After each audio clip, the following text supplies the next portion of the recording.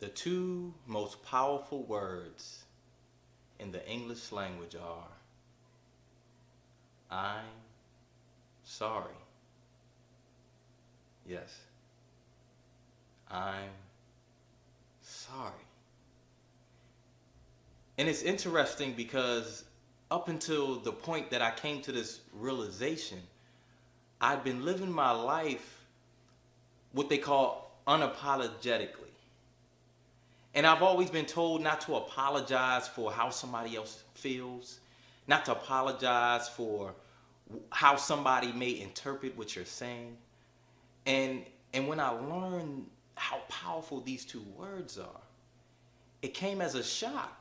Because I really feel like maybe it's the culture or society as a whole, but to say I'm sorry means to give up your power.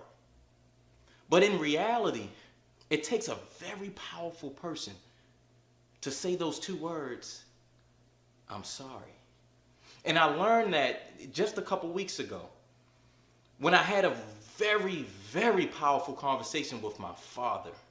I've been holding so much resentment and anger towards him, and I blamed him for where I was in my life. And when I was told about these two words, I called him up and I said, Dad, I'm sorry. I said, I'm sorry for blaming you. I'm sorry for holding you accountable for something that you never did. And what I learned is that through saying these two words is when you build up the walls of resentment, when you build up the walls of anger, when you build up the walls of frustration towards a person, saying I'm sorry allows those walls to come crumbling down. After I said I'm sorry, what I did was I empowered him. Because we often look so many times to be right. And I was looking to be right so bad that I couldn't hear what he was saying. And so through saying I'm sorry, it empowered him to tell me how he was feeling. So if we start to go into the mindset of stop trying to win every argument and win every battle and hold on to grudges, because I talked about freedom in one of my previous videos, and I'm giving you the secret to freedom. That secret is saying I'm sorry.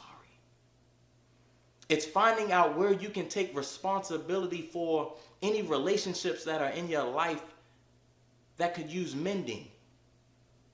If you can just find a way to say I'm sorry, what that does is it not only empowers you, but it empowers that other individual.